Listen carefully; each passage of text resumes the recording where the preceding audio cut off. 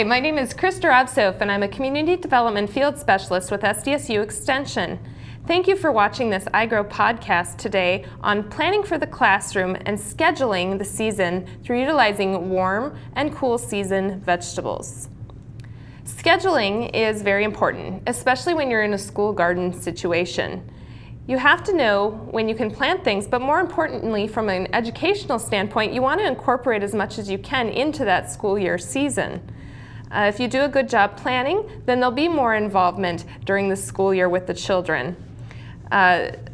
Developing a schedule should be done typically maybe in January, February time of year, and then the students would be allowed to then grow their transplants during about March is when you would start that process. So that allows several more months to talk about the garden and utilize the garden even though you're not physically out in the space.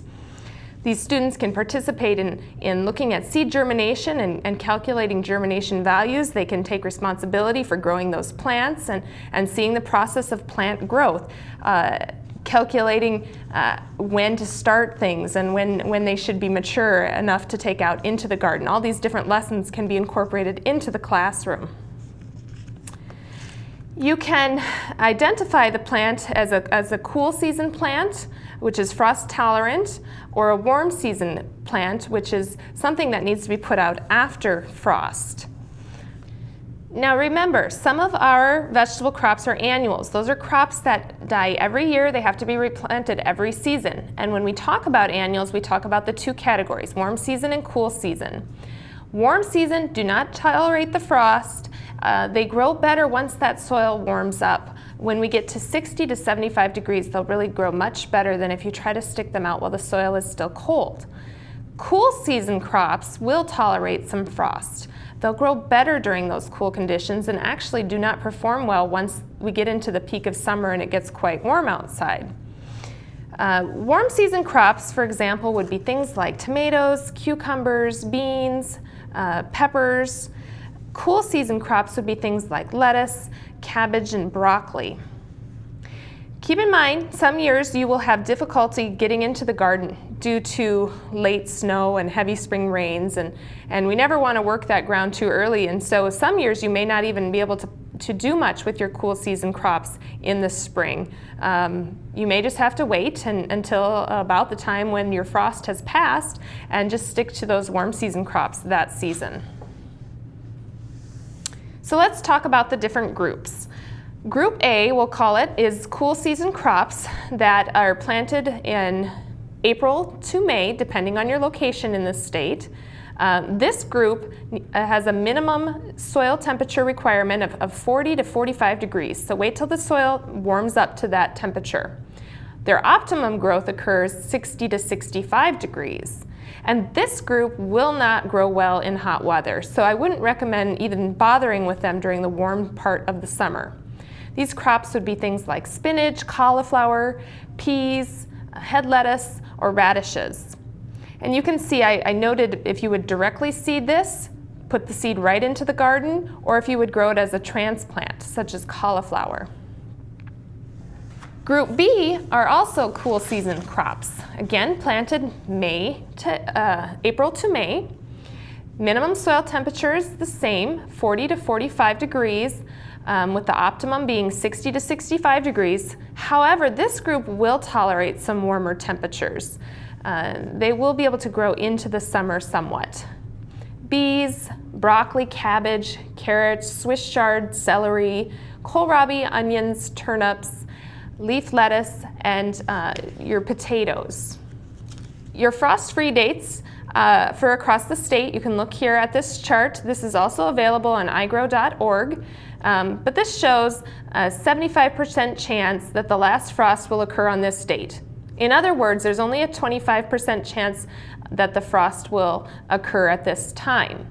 So all those cool season crops can be planted prior to this frost date and they will grow just fine. Usually you can plant 2 to 3 weeks before this date. Now warm season crops must be planted after that date. These often will be right at the last week of school, if not even into the beginning part of the summer break. So it's very important to have that organized for your last week of school to do all this planting, or have some other type of group that can come in and utilize the garden during the summer months to plant these warm season crops. Now, there is a difference between the warm season crops and what they'll tolerate for soil temperatures. Minimum soil temperatures of 50 degrees, 60 degrees, and 70 degrees are listed here. So when the soil warms up to that temperature, that's when you can put these plants out and have the best success. Things like lima beans and sweet corn, squash, pumpkins, and snap beans can all go out a little bit earlier than crops like tomatoes, eggplant, pepper, and watermelon. Now keep in mind, we again then have the fall frost date. Here, this chart shows the 50% chance that the first frost will occur on this date. There's a 50% chance of frost at this time at your particular location. This will be the date that you need to use as a guide for your fall plantings. If you plan to do a fall garden, you will want to start planting as early as midsummer. These are crops that can be utilized for a fall garden. They'll be planted anywhere from July to about late August, maybe the first week of September in warmer locations in the state. The ones that are the best with cold weather are in blue: beets and carrots, kale and spinach. And snap beans need to be planted early enough where they'll be harvested before we get that first frost. Also note that I've starred crops that should be put in as transplants. Something like a broccoli is actually started 6 weeks prior to planting as a transplant and then put out when it's 6 weeks old and allowed to grow to maturity. Look at those days of maturity for the different crops. There's a range: beets 45 to 60 days, lettuce 50 to 60 days, spinach 40 to 50 days. All these different crops have different days that amount of days that they'll require for harvest. So look for varieties within these that are really short season when you're looking for seeds at the store in your catalogs. If you have a very limited time in the fall to garden with the kids, radishes are a great one that really only take 25 to 30 days to mature. So that's one you can put in right at the beginning of the school year and usually have success with harvesting before you get your killing frosts. One example here is for planting is radishes.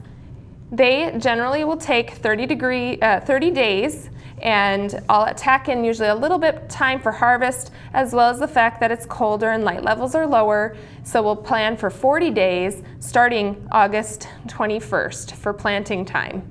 If you're located in a region such as Sioux Falls where your frost date is that last week of September.